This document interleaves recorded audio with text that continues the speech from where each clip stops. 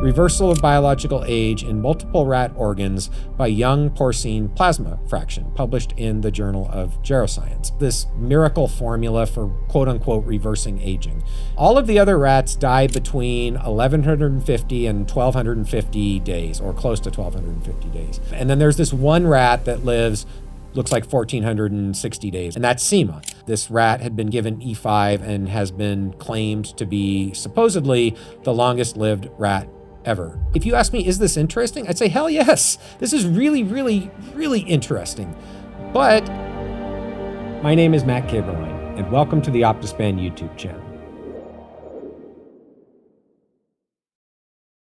All right. Hey, everyone. Welcome to the Optispan podcast. So on today's episode, we're going to do a bit of a deep dive into sort of a wild and wacky story about anti-aging molecules from pig blood. And several of you have asked about this E5 formulation, which really derives from the work of Harold Katcher and colleagues.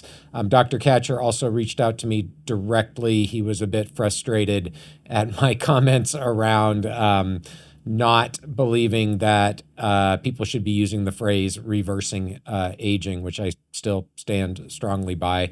I've invited Dr. Katcher to come on the podcast at his convenience. The invitation is open, and if after this episode, Dr. Katcher would like to come on the podcast, I would love to have a conversation with him. So Dr. Katcher feels strongly that the E5 formulation, which I'll get into in a minute, reverses biological age. I've told him that I don't believe they or anyone else has demonstrated age reversal. And in particular, I would argue strongly that improving health or a subset of age-related phenotypes is not equivalent to reversing aging. We've agreed to disagree, which is absolutely okay in science. And in our last correspondence, Dr. Katcher left with the phrase, time will tell, and it will. Okay, so today I'm going to do, like I said, a pretty deep dive into E5, discuss how it fits into the overall picture of the longevity field, and I'll talk in some detail about a paper from Dr. Katcher and colleagues titled Reversal of Biological Age in Multiple Rat Organs by Young Porcine Plasma Fraction. So let's start with E5. So for a long time, we didn't really know what E5 was. It was sort of presented as this mysterious elixir that Dr. Katcher was working on from pigs that could have potentially some rejuvenating properties. Again, kind of a different approach here. It wasn't really published in the scientific literature. It was a company working on this kind of in stealth, but putting stuff out on YouTube or on blogs that couldn't really be evaluated by the scientific community. So it had this sort of mysterious feature to it. Now we know, based on this publication, that E5 is in fact the exosome fraction of blood from young piglets. So exosomes are extracellular vesicles. All that really means is these are surrounded by a membrane that are given off by cells, and they carry cargoes. And those cargoes inside this membrane-bound molecule can include pretty much everything that you would find in the cell, but in particular, small RNAs, often what are called non-coding RNAs. They can have other functions, proteins, metabolites, even sometimes DNA. So really anything that you find in a cell can be found in these extracellular vesicles. And they're, as I said, they're shed by our cells continuously. They make it into circulation. So E5 is a specific fraction of these exosomes from piglet blood. And what has been shown, or at least reported, is that if you take this purified fraction of exosomes from the blood of young pigs and you inject that into rats and you do it in the right way, you can have some effects on certain measures of biological aging, and we'll talk more about that, and potentially lifespan as well. So we'll get into the actual data in a minute, but I think it's important to first give a little bit of background on even where this idea comes from. Like, who in their right mind would think, let's purify exosomes from pig blood and inject it into other animals and see what happens.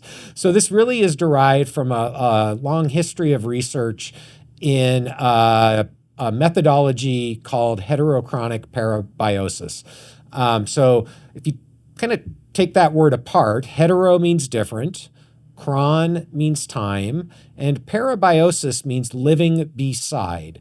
So putting that all together, heterochronic parabiosis, different times living beside. And what this refers to is a methodology that was developed, I believe, first in rats, where you create animals that have a shared circulatory system using surgical methods. So basically you, using surgery, connect the circulatory systems of two different animals, and they're still different animals. They're just kind of tied together, sewed together in a way that they share their circulatory systems. That's parabiosis. The heterochronic part refers to when you do this and the animals are of different ages, so different time. In general, we're talking about an old animal, biologically, chronologically old animal, and a young animal as the two parabionts that share a circulatory system. There's actually a really good review on the history of heterochronic parabiosis. It's written now about 10 years ago by Michael and Irina Conboy, very well-known researchers in this area who've done a lot of important work, as well as Tom Rando, who is also very well-known researcher, one of my favorite scientists in the field. I have a huge amount of respect for all of these authors, but particularly Tom, just as a very, very solid scientist who's done a lot of great work. So anyways, the Conboys and Tom Rando wrote this review titled Heterochronic Parabiosis, Historical Perspective and Methodological Considerations for Studies of Aging and Longevity. And I'd refer people to that review because it really takes you through a lot of the history of heterochronic parabiosis. So interest in this idea that circulating factors might influence aging seems to have started to get traction, I guess, in the 1950s or so, when studies showed that parabiosis with healthy donors, so not necessarily old versus young, but healthy versus unhealthy, healthy donors could protect mice from certain types of insults or disease models. So for example, there was some data showing that when you did this parabiosis model where you have a normal mouse and a muscular dystrophy mouse model, you could alleviate some of the symptoms of muscular dystrophy, suggesting there were factors in circulation that could have a positive health benefit in that context. Likewise, experiments were done with the radiation showing that circulatory factors from a non-irradiated parabiont could have beneficial effects on the irradiated parabiont. And so that sort of set the stage for this idea of heterochronic parabiosis, which again is the same type of experiment, except you're looking at a young parabiont and an old parabiont surgically connected together. And that was actually first reported to increase lifespan in the late 1950s or early 1960s, that if you did that in the older parabiont, you actually saw increase in lifespan compared to an experiment where you had two old parabionts, for example. Since then, and really I think this was probably in the early 2000s when a lot of this work was done, we now know that this heterochronic parabiosis model, or even things like plasma exchange, where you take plasma from a young animal, put it into an old animal, can have a bunch of health span benefits as well. So for example, you can see in the old parabiont improvements in neurogenesis, improvements in muscle function, improvements in heart function, olfactory perception, tissue regeneration. So really a wide range of potential health benefits across different organs and tissues. I think the thinking is that this is at least largely mediated through restoration of stem cell function, although probably not exclusively mediated through stem cells. I think the other interesting piece here, though, is that in addition to increasing lifespan of the older parabiont and improving at least a subset of health span metrics, you see corresponding negative effects in the young parabiont. So things like decreased neurogenesis, decreased muscle function, decreased tissue regeneration.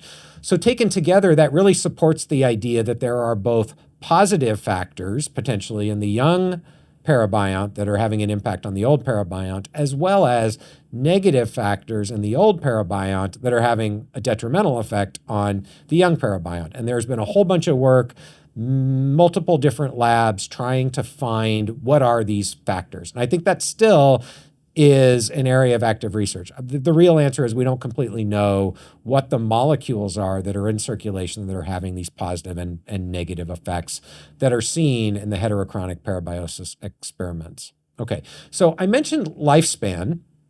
And this, I think, was first convincingly shown by Ludwig and Alashoff in 1972. And it's worth taking a look at the data. I always recommend going back and actually looking at the primary data whenever possible. And so in this case, it's worth looking at the absolute numbers in these experiments, as well as the effects of the parabiosis. So in this particular experiment, they looked at both males and females. They had single animals not connected surgically to share circulatory systems. So those are the negative controls in a sense. They had control parabionts. So this is another control group where they were what they called homochronic, right? Meaning they were the same age. And then they had the heterochronic parabionts. And the interesting comparison here, there's really two things to take away from this. One is if you look at the life expectancy, the average lifespan, and you look at just the effect of this surgery, right, the connecting of the circulatory systems, that has a negative effect on lifespan. So the control parabionts compared to the singlet controls are shorter lived. That's not shocking, but it's important to know because you can really only interpret the heterochronic parabiont effect if you know that the surgery itself has a negative effect on lifespan, and it does. So then what happens if you look at the heterochronic parabionts and look at the older parabionts in particular and compare them to the control parabionts? You can see there's a significant increase in lifespan, suggesting that there is a lifespan benefit from heterochronic parabiosis. Now, it is worth noting, in the males at least, the heterochronic parabionts aren't really longer lived than the singlet controls. And the reason I point this out is it's just useful to recognize we've done something artificial to shorten the lifespan of the animals. That's this surgery. And when you see that you are increasing the lifespan of those animals, you can't really tell the difference between whether this is having an effect on lifespan per se in the context of normal aging, or if you're just suppressing whatever the negative effect of the experimental procedure is, in this case, the surgical procedure. That's hard to know. And so it's just worth noting that you can't really resolve that in this case. Now, what we can see is that in the female animals, the heterochronic parabionts even outlived the singlet control. So that adds support to the idea that the heterochronic parabiosis itself is doing something fundamental to longevity, even in the context of a normally aging animal, and it's not just suppressing the detrimental effects of the surgical procedure. So this, I think, was really the first convincing evidence that lifespan could be extended by heterochronic parabiosis. The other thing I want to note about this survival experiment is the maximum lifespan. And I'm just going to point out that in this particular study, they had about 30 animals per group. The longest lived animals made it out close to 1,300 days, so between 1,250 and 1,300 days. The reason why I'm specifically mentioning numbers here is I'm going to come back throughout the rest of this video and talk about absolute lifespan effects, because this is really important when you want to try to understand how does a particular intervention, in this case E5, stack up against what's in the literature. So just remember that number, maximum lifespan in the ballpark of, in this particular experiment, 1,250 to 1,300 days. Okay, now let's talk a little bit about how we get to E5. So if I look at the literature, at least, I can see that Harold Katcher really started getting interested in this space in 2013 when he wrote a review titled Studies That Shed New Light on Aging. This was published in the Russian journal Biochemistry.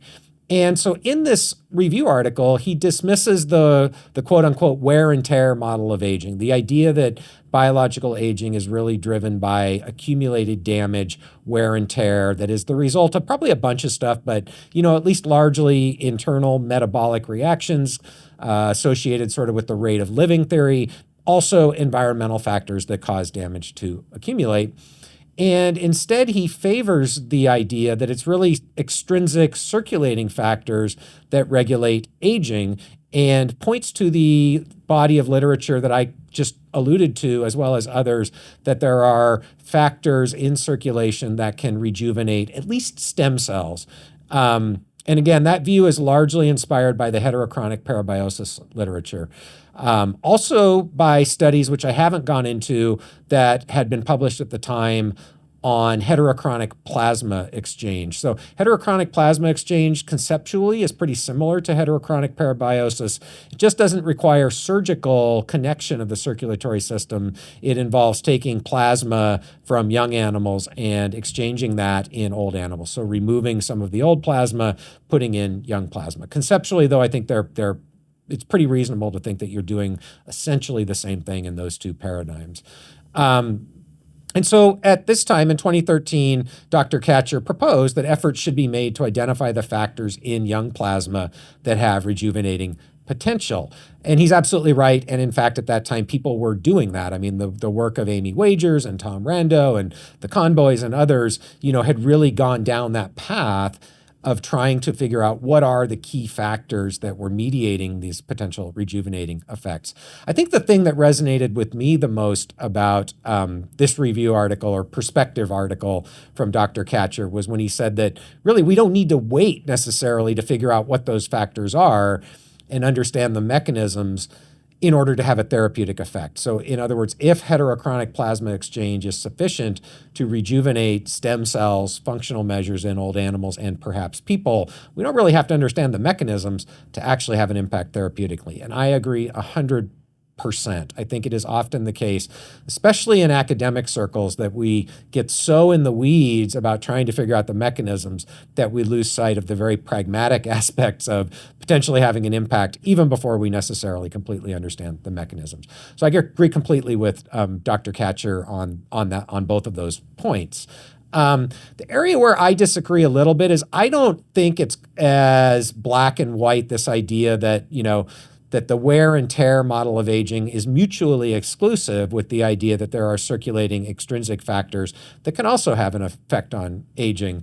And I think, in fact, this is perhaps a semantic argument, but it seems kind of self-evident to me that aging is in fact driven, at least to some extent, by damage. That's almost definition, right? That the functional declines and things that go along with aging are caused by different types of damage. I think we can debate what the types of damage are, how they derive, how important different types of damage, protein misfolding, oxidative stress, all the different types of damage that you can see even in the hallmarks of aging.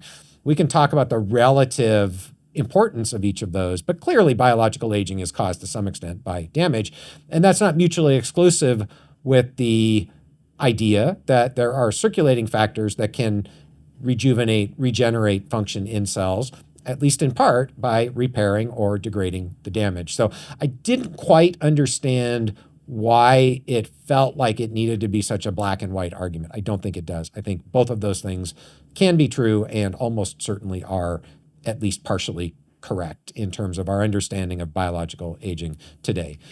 So I don't really get the argument there. Okay, so that was one place where I had a little bit of a disagreement.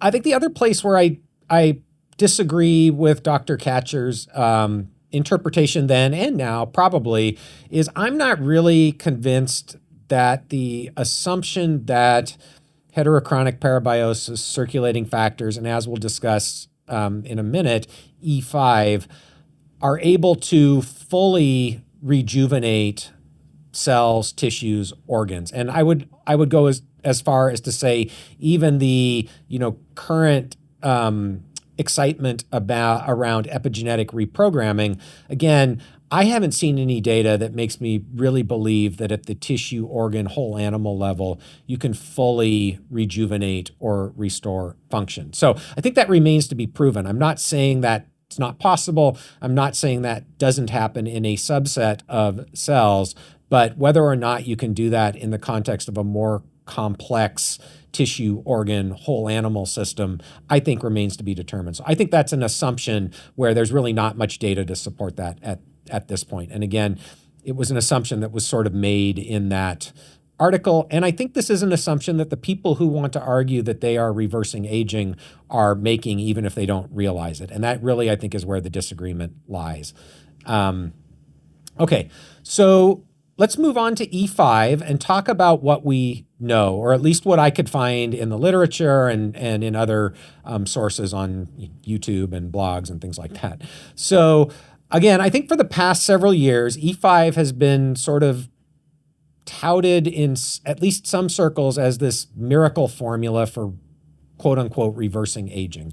But as I mentioned, until recently, we didn't really know what it was. And that sort of contributed to the mystery around it. And in fact, it seems like this was sort of an intentional effort to kind of create this mystery sort of feeling. I'm sure there were efforts here around protecting intellectual property and generating media attention. But I mean, the reality is in the scientific community, the way that the scientific community is able to evaluate these things is when they're published in the literature. And the whole point of publication is to assess whether or not their results can withstand peer review and replication. And so unfortunately, we haven't had an opportunity to really look at many of the claims around E5 in that context. To the best of my knowledge, the first paper describing E5 in any type of detail at all is the one that I alluded to earlier and that we'll do a little bit of a deeper dive on. So there's one publication. It is peer-reviewed. It was published in the journal Geroscience, but as far as I know, there have been no efforts to replicate this independently. So that's kind of where we're at. There were also a whole bunch of claims made around lifespan extension from E5, which I'll take a look at as well. There, I don't think we have any published data. There's a lot that's been made of a rat named Sima. This rat had been given E5 and has been claimed to be supposedly the longest lived rat ever. I think any of you who watch this podcast regularly can probably guess my opinion of doing science this way. So it certainly is not in keeping with what the expectations are for doing rigorous science. And I think in many ways, it's actually been counterproductive to moving this research forward. The progress here has been very, very slow. And I think it's been slowed in part because of the lack of transparency around what's actually been done. What are the data? What do the quality of the experiments look like? And the scientific community can't evaluate it. And so a lot of people just don't pay any attention. And I can't really blame them for that. So again, I want to be clear. I'm not questioning Dr. Katcher's or his colleagues' honesty or integrity personally. But I think we have to recognize this field is full of a history of questionable science, fringe sort of communities, snake oil, and people doing weird stuff. And so there's going to be a lot of skepticism about results that are presented in a non-serious manner. And I'm sorry, but YouTube is not the place to first present your data to the scientific community if your goal is to be taken seriously. And specifically, with respect to the lifespan data on the rats treated with E5 and Sima, as far as I know, as I said, I don't think that data has been published yet. So we're sort of working in the dark. But I think let's just assume for a minute that the data that's been put out into the public domain is correct. And let's give the benefit of the doubt. Let's just assume that the data is correct, the experiments were done well, and see how that stacks up. Just to sort of, just to set a framework as we try to evaluate how E5 fits into the larger context of the field. Okay, so what do we know about these rats treated with E5? So the only data I could find comes from the blog of Josh Middledorf, and it's my understanding that Dr. Katcher shared this data with Dr. Middledorf. So this is the plot from Dr. Middledorf's blog, where it's showing the survival of 8 rats that were treated with E5. And it's not plotted the way that probably most of you are used to seeing this kind of data. This is showing mortality for each animal. But we can see the 8 points. We can see what their reported lifespan was, and we can convert this to sort of the kind of plots that we're looking to, which I'll do in a minute. I think one thing that's immediately obvious, though, even from this plot, is that there's one rat that appears to be an outlier, and that's the longest lived rat. So you can see all of the other rats died between 1,150 and 1,250 days, or close to 1,250 days. And then there's this one rat that looks like 1,460 days or something like that. And that's Sima.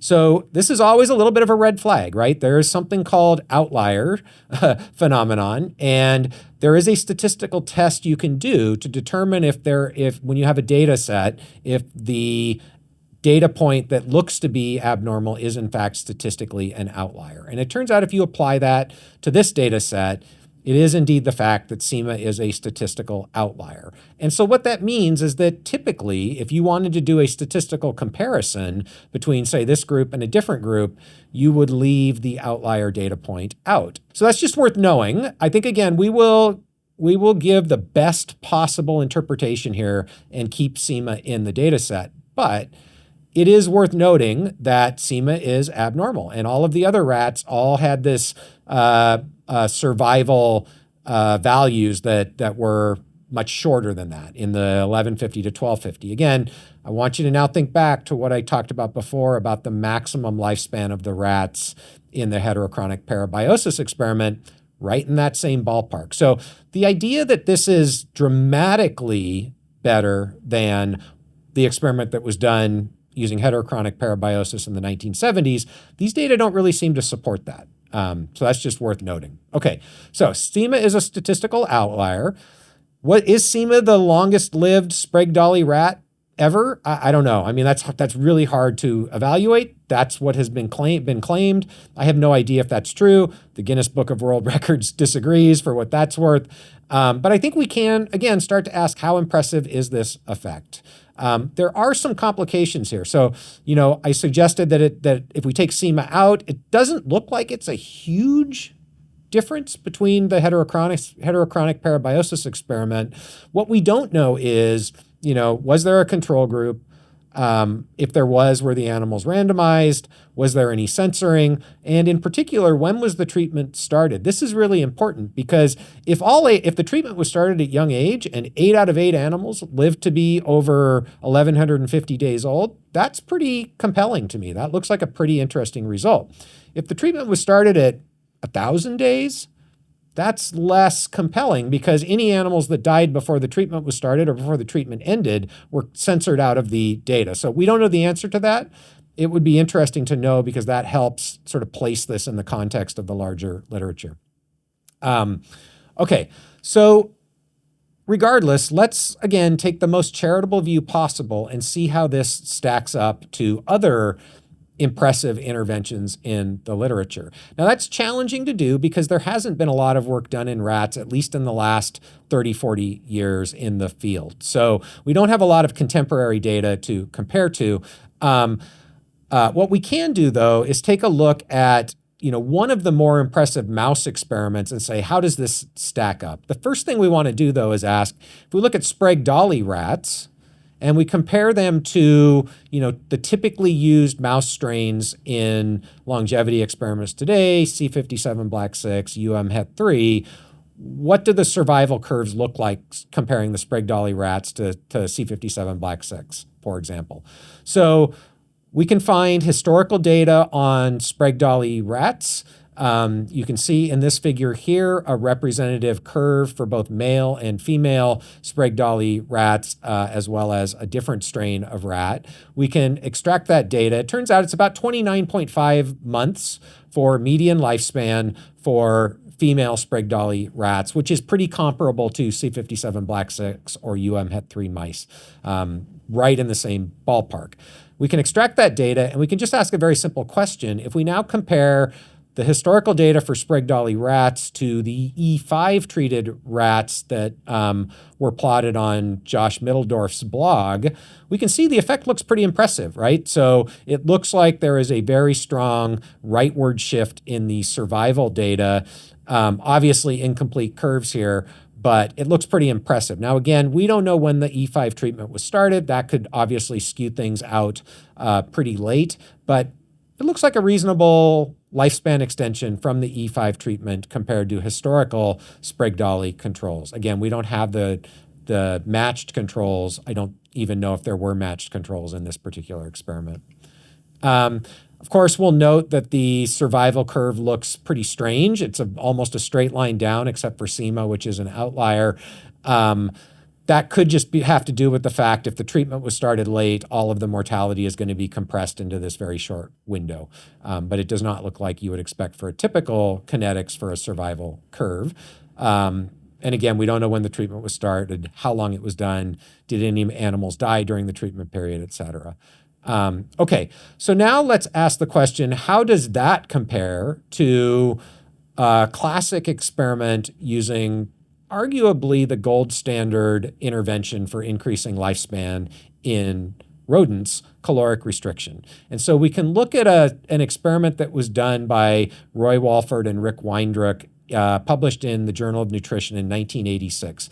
To my mind, this is a really useful goalpost here because it is, as far as I know, the largest lifespan extension in an absolute sense. And by absolute, I mean look at the absolute median and maximum lifespan of the control and treatment groups. It's the largest effect that I'm aware of in an absolute sense from a non-genetic intervention. Now, why is it important to say that non-genetic intervention? Anytime you make a genetic intervention in the growth pathway, so growth hormone, IGF-1, even mTOR, during development, you stunt growth, so you get very small animals. And I think we know with some degree of certainty that the body size effect plays a role on longevity. So you might be able to do better in an absolute sense than this experiment if you really minimize growth hormone and IGF-1 signaling during development.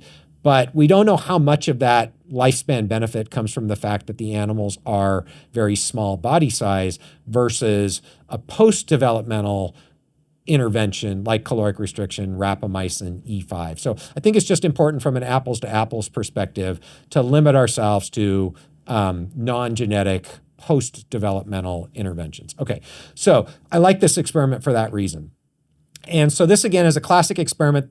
Weindruck and Walford looked at multiple levels of restriction, ranging from a very small restriction in the 10 to 15% range, all the way up to about a 60% restriction in caloric intake. Interestingly, they saw the biggest effect on lifespan in the group that was most restricted. And I don't think we actually know the answer to this question of, in this context, if you could repeat this experiment today, could you get an even bigger effect if you restricted further, obviously making sure that the mice weren't malnourished or didn't have any significant deficiencies? I don't think we know the answer to that. Is 60% the maximum?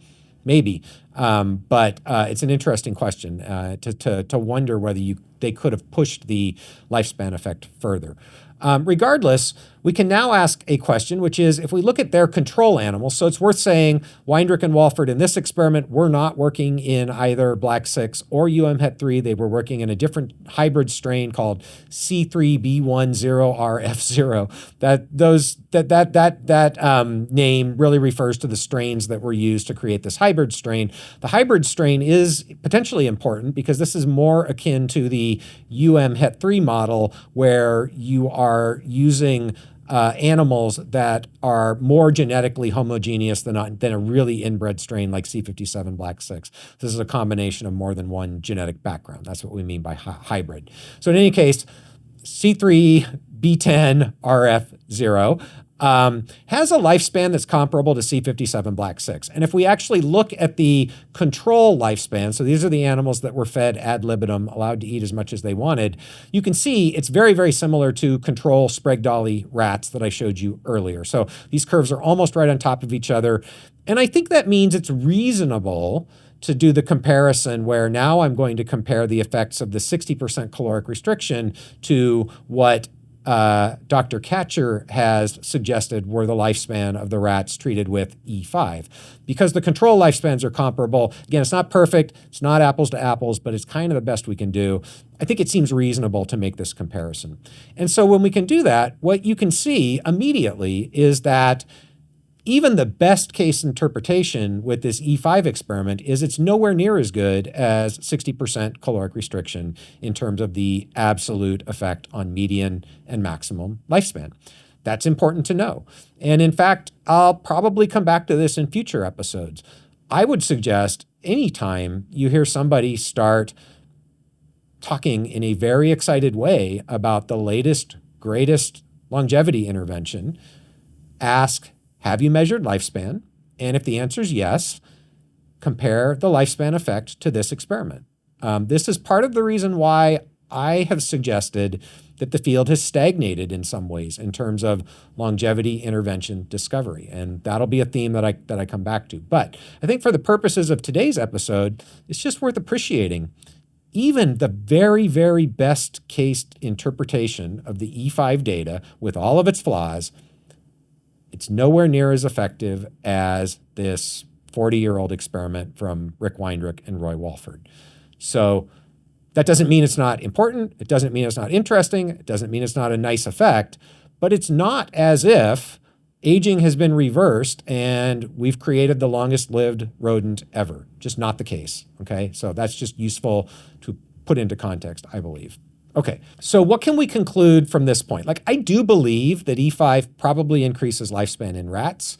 I also believe that the quality of this data is not up to the expected scientific standards of the field. And so it's really hard to have confidence about how big the effect is.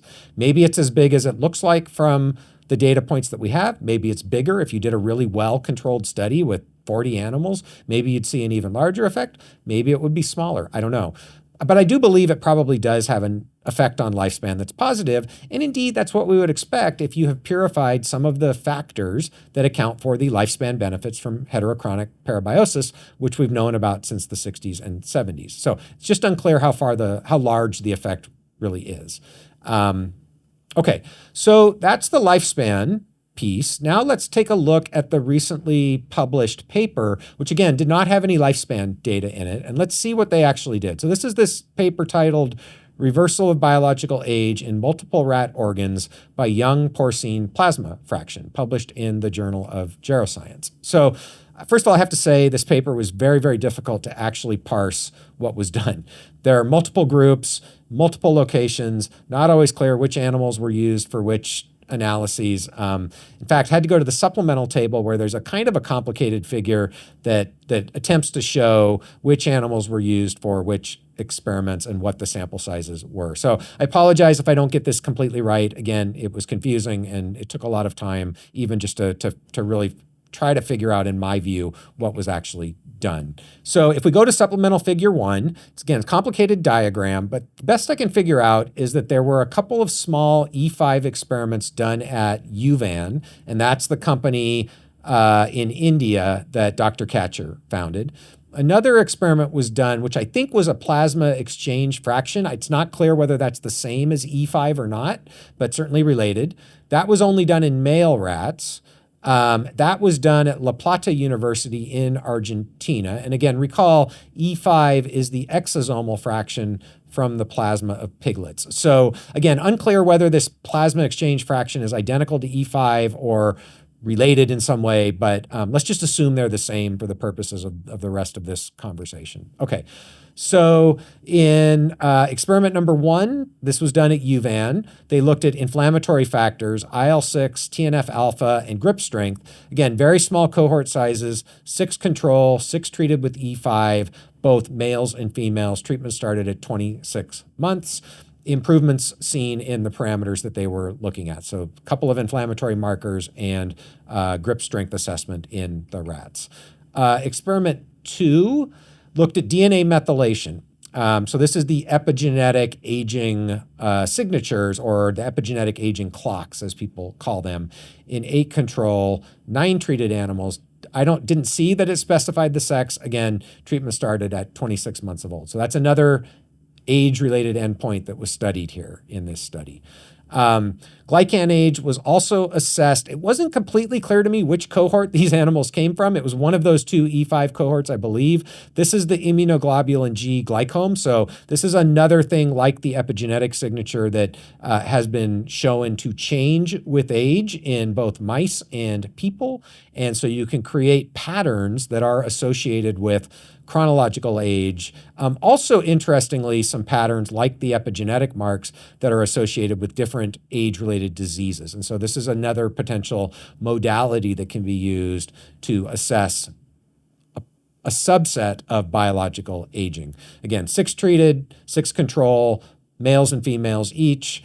And then there were also some young controls in this group. So again, for all of the endpoints that were looked at, there's evidence that the E5 improved things, meaning it shifted it partially back towards what we would expect to see for younger rats. Okay. The La Plata experiment, which was this plasma exchange fraction, had 6 control young, 30 weeks old, 6 old controls, and 6 old plasma fraction treated. The outcomes here were a little bit more comprehensive: body weight, 1 assessment of cognition, the Barnes maze, some blood parameters, again, a couple of inflammatory markers, IL-6, TNF alpha, some histopathology, which is nice to see changes in organ pathology. 1 senescence marker, so senescence-associated beta-galactosidase. This is really, it's certainly the classical marker for senescence. I think probably everybody in the senescence field would agree this is no longer a gold standard marker, or certainly not the gold standard marker for senescence, and really nobody uses SA beta gal alone as an assessment of senescence. I say all of that just to point out that the interpretation here is a little bit challenging. Even seeing a reduction in SA beta gal, most people in the field would not assume that's equivalent to a reduction in senescent cell burden on its own. DNA methylation epigenetics was looked at as well in this cohort of animals. Okay, so the other piece I think that's important to note about this paper is the vast majority of the paper has nothing to do with E5 or plasma exchange. It's really about creating these epigenetic clocks in rats, showing that in fact you can do that you can actually align those to some extent with the existing clocks in rodents or in humans or other animals. So most of this paper is really a methodological tool creation paper. The vast majority of animals were used for that part. And the actual experiments on E5 or the plasma exchange fraction, really from a number of animals perspective, is a very small piece of this paper. So I get why they packaged it that way. But again, I think sometimes when you do this, the reviewers sort of get overwhelmed with evaluating the large part of the paper. They don't spend a lot of time evaluating the smaller part of the paper. I don't know if that happened here, but I do think it's fair to say that the cohort sizes in the treated groups here are atypically small for the kinds of studies that we are used to seeing in this field. Take that for what it's worth. So again, I think it is intriguing and compelling that they saw improvements in multiple age-related assessments. So again, we had some inflammatory markers, we had epigenetic signatures associated with age, glycan biology signatures associated with age, 1 assessment of cognitive function, and a few other sort of blood-based parameters. I think the question then is that sufficient to demonstrate a reversal of biological age? And again, my strong opinion is no, it's not. Again, there are many, many interventions, including caloric restriction, which I've already talked about, including rapamycin, that have been shown to have much more potent effects on a much more diverse number of parameters associated with biological aging. This is a intriguing, I would say, study that is suggestive that E5 plasma exchange can have a positive benefit on a subset of health span metrics in rats and on at least 2 molecular signatures that tell us something about biological aging, so the epigenetic clock and the glycan biology. But this, in my mind, again, comes nowhere close to demonstrating a reversal of biological age. And in fact, it's really unclear to me, if you look at just the effect size of this intervention, how this stacks up compared to something like rapamycin, for example. It's pretty clear to me it's not as effective as what has been reported with caloric restriction previously in the literature. So that's kind of my take on how I place the current published data and the unpublished data, or the data that has been published on YouTube, with other interventions that we know about in the field. What they didn't show in this study, as I've already mentioned, was lifespan extension, nor did they really show any structural or functional improvement in diverse organs and tissues, which would be nice to see. So again, I obviously have been somewhat critical of the whole body of work here and the way that it has been presented to the scientific community, at least until recently. I do want to say, like, if you ask me, is this interesting? I'd say, hell yes. This is really, really, really interesting. But it's also not something I'm going to get super excited about until we see high quality data and we have a feel for exactly how effective this E5 treatment is, especially compared to other things that we know a lot about in this field. So yeah, it's really exciting. And I think there are real opportunities here to identify in more detail the factors that are mediating these effects, potentially to develop therapeutic treatments even before we know what those factors are. But again, when people start talking about reversing biological aging, I'm going to push back and say, no, improving a few age-related phenotypes or measures of health is not reversing biological aging. It just isn't. Or at least it is not proof that you have accomplished that. Okay, so I think one interesting question here is this pragmatic? So, let's just say, even if it's not reversing biological aging, that it could have some health benefits in people.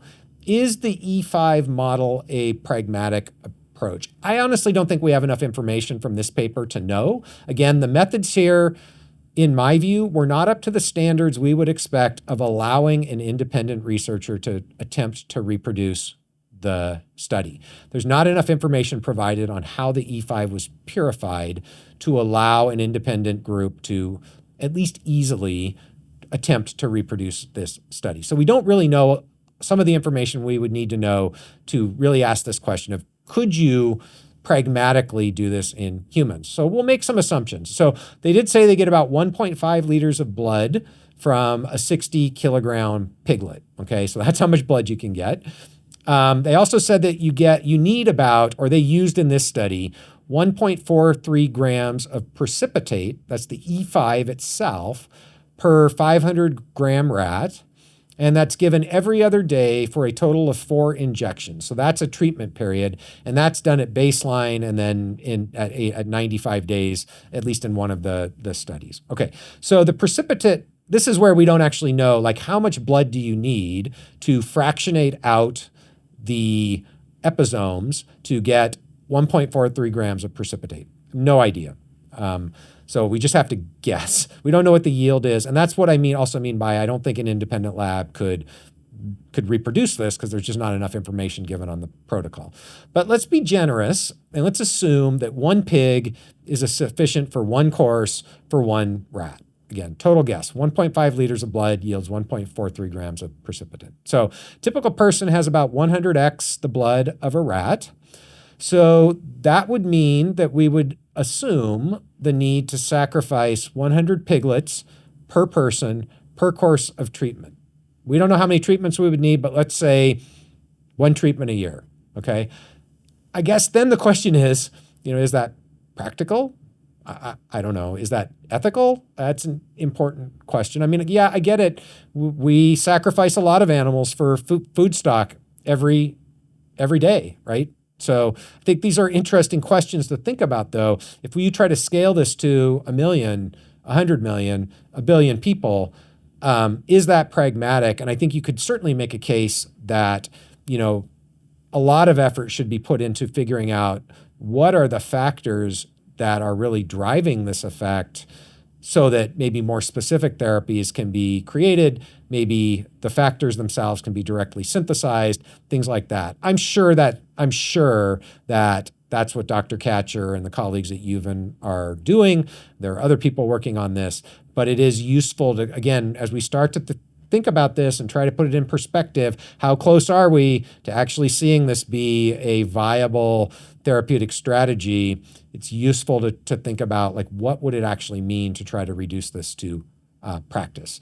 And again, I'll come back to the idea that I think progress would actually happen a lot quicker if there was a bit more transparency and a bit more publication in the scientific literature and a bit less publication on the internet. But that's just my opinion. So that is my take on the current status of E5, where it sort of fits into the larger body of literature in the field, especially around other interventions that we're thinking about. I hope you all enjoyed this episode or at least found it informative, even if you didn't like what I had to say.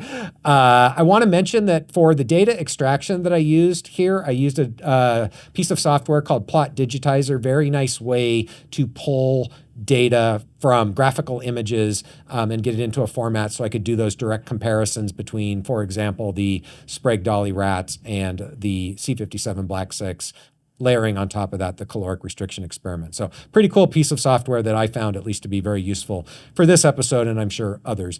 So as always, if you have any questions or comments, please feel free to leave them below. If you're not yet a subscriber, please hit the subscribe button, and I hope to see you all next time on the OptiSpan podcast.